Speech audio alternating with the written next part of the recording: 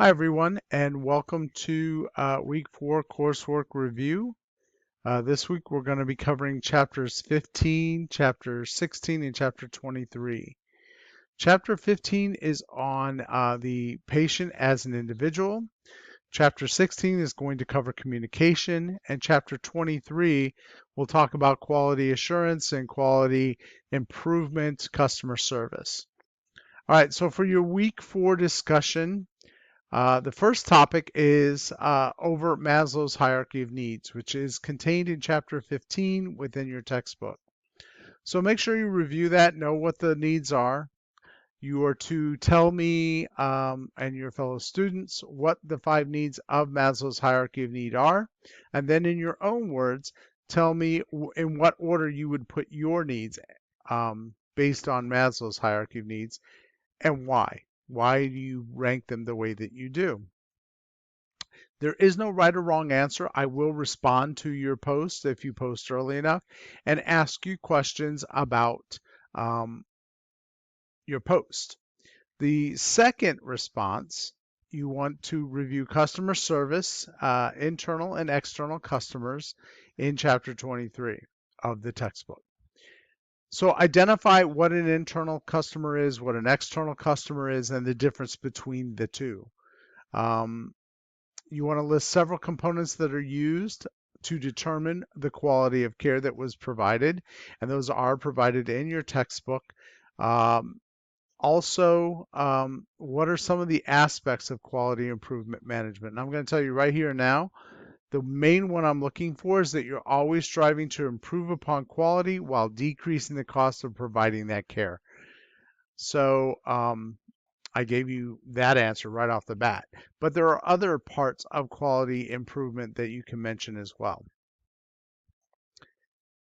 People are losing points because they're not posting the required number of posts on the required number of days. 4 separate posts on 3 separate days. If I ask you a question, I expect you to reply to my post just as I'm replying to yours. If you do not, I will take off 2 points if you did not answer my question. So make sure that you're doing that. The written assignment for week 4, you're going to review the thinking it through section that can be found on page 324 in chapter 15, and then reflect on the scenario that's provided in the thinking it through, and then identify your feelings regarding its content. So after you review the scenario, answer the 4 questions that follow the scenario. It should relate back to your reading for the week.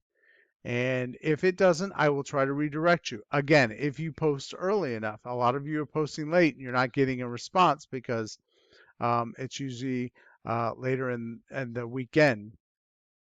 Because I get on my day off on Friday and answer and respond to posts. So make sure that you're going back to see if I tried to redirect you or try to get more information.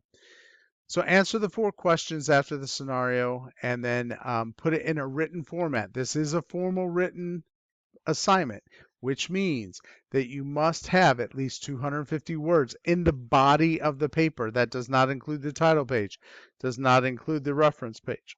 You must have a separate title page and a separate reference page. Make sure that if you're providing references, you're providing corresponding in-text citations so that you meet the APA format guidelines, because that is used in this in the grading rubric this time.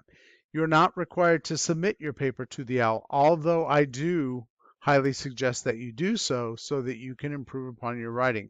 If you do, forward the email to me so that I know that you did. You also have your final exam, which covers chapters 15, 16, and 23. As always, you have 2 hours to complete it.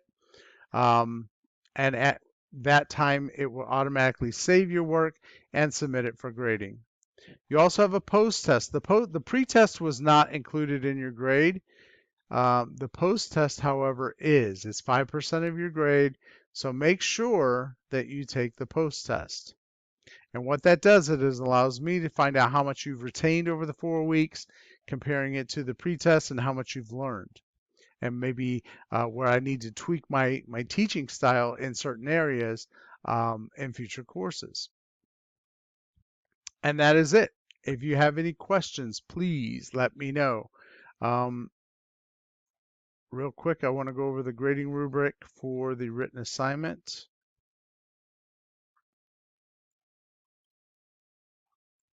And you guys can do this too. If you click on that and then click on View Rubric, it'll show you how you're going to be graded. Word requirement. Did you give at least 250 words? Yes or no? 40, 30? You can see the requirements there.